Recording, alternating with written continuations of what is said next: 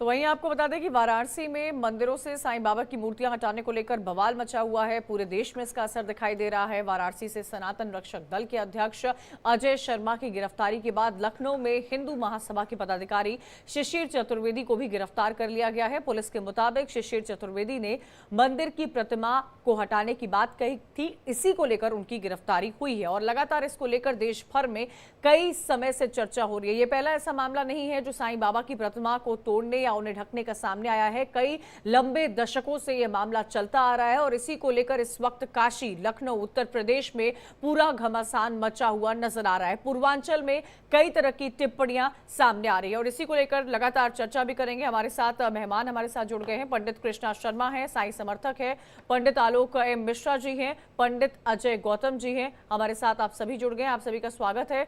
पंडित कृष्णा शर्मा जी, मैं आपसे ये समझना चाहती हूँ कि साईं को लेकर जो सवाल लगातार खड़ा हो रहा है और गिरफ्तारियां हो रही हैं, एक के बाद एक गिरफ्तारियां हो रही है, कई सारे सवाल उठ रहे हैं। इन गिरफ्तारी को लेकर भी सवाल ये उठ रहा है कि पहले तो मंदिर की तरफ से परमिशन दे दी गई थी, फिर गिरफ्तारियां ही क्यों?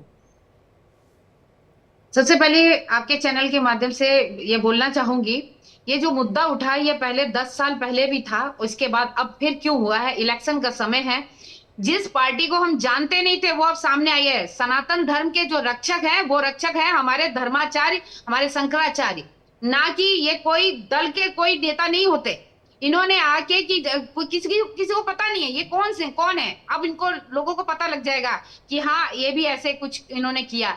आप जो है भारत को तोड़ रहे हो। ये सबकी अपनी अपनी आस्था है। ये वो देश है यहाँ पे हर लोग अपने हर धर्म के लोग रहते हैं और किसको पूजना चाहते हैं, किसको रखना चाहते हैं, किसकी मूर्ति स्थापित करना चाहते हैं, चाहे वो उनके अपने माता पिता की हो।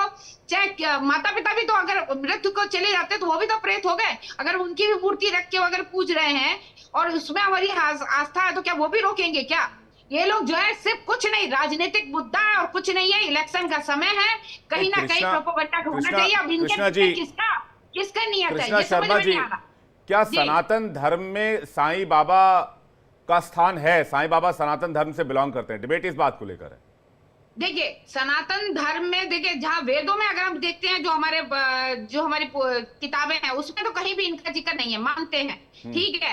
मगर जो है अभी आजकल बहुत सारे जो है गुरु, बहुत सारे बाबा जो एकदम लाइमलाइट में आके भगवान बने हुए हैं। लोग लॉकेट डाल के घूमते हैं, हाथों में उनके कड़ा डाल के घूमते हैं, उनको भगवान का दर्जा मानते हैं। वो क्या है? अगर किसी की गुरु में आस्था है, उनको मानते हैं, पूजा आराधना, वो एक संत थे, एक फकीर थे, तो उसमें क्या आपत्ति है? अगर कोई किसी को एक और आखिरी मानता है, सवाल पूछना मूर्ति चाहूंगा, बनाता है, क्या क्या आपत्ति ब्रह्मा है? विष्णु महेश के समकक्ष में साईं बाबा को मंदिर में बिठाया जाना चाहिए? इस पर आपकी क्या नहीं, राय ये है? तो देखिए, ये गलती किसकी है? ये मंदिर के जो ट्रस्टी हैं उनकी गलती है, पुजारियों की गलती है। क्यों करते हैं प्राण प्रतिष्ठा, क्यों डालते हैं वो जो है जनेऊ वगैरह? ये गलती उनकी है, ना कि जो है किसी और साईं बाबा के जो भक्त है उनकी।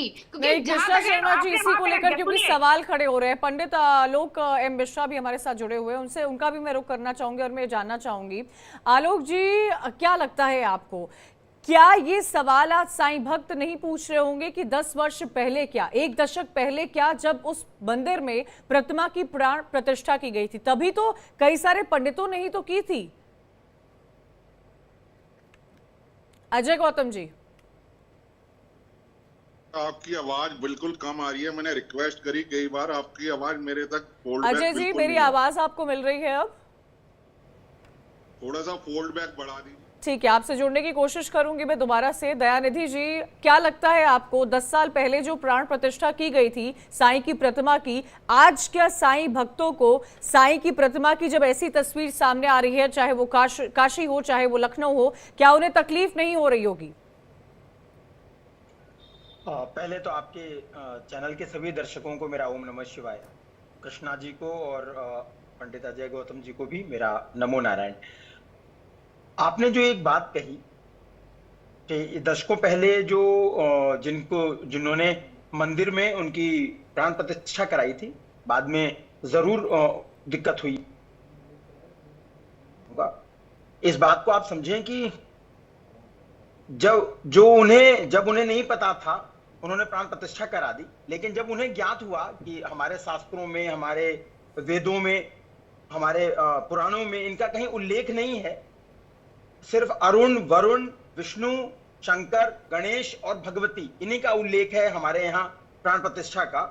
तो उन्होंने अपनी गलतियों को सुधारने की कोशिश की, ठीक वैसे ही जैसे बाबरी मस्जिद में राम मंदिर को सुधारने की कोशिश की गई। तो फिर इसमें इतना तकलीफ क्यों? मैं किसी धर्म का विरोधी नहीं हूं, मैं किसी मजहब का विरोधी नहीं हूं, मैं किसी के समर्थन में नहीं कह रहा, लेकिन ये जो मंदिर है ये हमारे इष्ट के मंदिर हैं, हमारे देवताओं के मंदिर हैं, और हमारे यहाँ सदगुरु और गुरु की भी पूजा की जाती है। हमारे यहाँ तो भैरव की भी पूजा की जाती है, हमारे यहाँ तो भूत प्रेतों की भी पूजा होती है। लेकिन किसी का भी अपमान करने की दृष्टिकोण से ये नहीं है। हमारे मंदिरों में, हमारे गर्भगृह में हमारे ठाकुर, हमारे भगवान की ही पूजा होनी चाहिए, उनकी ही स्थापना होनी चाहिए, ये सिर्फ उसकी बात है। और जहां तक बात साईं बाबा की है, साईं बाबा ने जब अपने जीवन काल में उन्होंने चमत्कार शुरू किए थे, तो वो पहले मस्जिद में ही रहते थे, जिसका नाम उन्होंने द्वारका माई रखा था। और अगर आपको याद हो, हमेशा एक शब्द कहते थे, अल्लाह मालिक। तो अगर कृष्णा जी और बाकी लोग अगर इस बात पे एतबार रखते हो कि हमारे किसी गुरु या सदगुरु या किसी वेद पाठी के द्वारा अल्लाह मालिक कहा जाता हो या कहा गया हो, या इन्होंने कहीं सुना हो किसी वेद में, किसी ग्रंथ में, किसी शास्त्र में, तो जरूर इनको समर्थन करना चाहिए इस बात का। अन्यथा हमारे हिंदू धर्म, हम अपने हिंदू भाइयों को जगाने के लिए ये बात कह रहे हैं, सनातनियों को जगाने के लिए ये बात कह रहे हैं, किसी के विरोध में नहीं है, लेकिन हमारे जो अपने भाई हैं वो जग जाएं, ये सिर्फ उनकी बात है।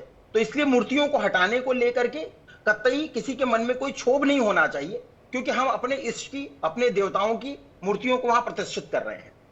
ठीक है, मैं इसमें अजय गौतम जी का विचार जानना चाहूंगा। उसके बाद हमारे साथ दो और मेहमान जुड़ गए हैं, महान शुभम गिरी हमारे साथ जुड़ गए और एक और मेहमान जुड़ गए, उनका भी रुख करेंगे। लेकिन अजय गौतम जी से पहला रिएक्शन ले लेते हैं। एक सेकंड, अजय गौतम जी। देखिए, बात यह है कि किसी आदमी को अगर वो व्यक्ति जिंदा है और उसका धर्म परिवर्तन करो तो अच्छी बात है, मरने के बाद किसी का धर्म परिवर्तन करना उचित नहीं है। साईं बाबा और चांद मियां और बहरुद्दीन, जो उनका असली नाम और असली परिचय है, और जो खुद शिरडी साईं संस्थान मानता है कि शिरडी साईं संस्थान से एक किताब पब्लिश होती है जिसका नाम है साईं सच्चरित्र। साईं सच्चरित्र का पेज नंबर अध्याय नंबर 23 खोल के देख लीजिए। जो लिखा है मैं बता देता हूं आपको। अध्याय 18-19 के अनुसार साईं कहते हैं कि इस मस्जिद में बैठकर मैं हमेशा सच बोलूंगा। अध्याय 4, 5, 7, 10, 13, 18, 19, 23, 29 और 33 के अनुसार साईं ने सदैव अल्लाह मालिक का जिक्र किया। अध्याय 19 के अनुसार कहते थे कोई कितना भी दुखी क्यों ना हो, मस्जिद की सीढ़ियों में पैर रखेगा तो वो सुखी हो जाएगा। वो कहते थे मस्जिद जो है परम दयालु है। अध्याय 23 के अनुसार वो मस्जिद सबके लिए खुली है। ये तो थे वो इस्लाम के प्रचारक के रूप में। अच्छा, अब चलिए इस्लाम के आलोक जी थोड़ा वेट कीजिएगा, आ रहे हैं आपके पास। अजय गौतम जी को पूरा कर लेने दीजिए। ठीक है, अब वो हिंदू मान्यताओं के विरोधी कैसे थे ये भी मैं बता दूं। कैसे उन्होंने सारी जिंदगी हिंदू धर्म के खिलाफ काम किया। उन्होंने कहा, उन्होंने कभी ना राम का नाम लिया ना कृष्ण का नाम लिया। अध्याय 28 के अनुसार कहते हैं गंगा स्नान तो झंझट है, मैं किसी ऐसे झंझटों से दूर रहता हूँ क्योंकि मैं फकीर इस्लामी हूँ। अध्याय 32 में उन्होंने कभी उपवास नहीं किया, ना दूसरे को करने दिया। अध्याय 38 के अनुसार एकादशी के दिन उन्होंने केलकर नाम का एक ब्राह्मण था, एकादशी के दिन उसके जबरदस्ती उसको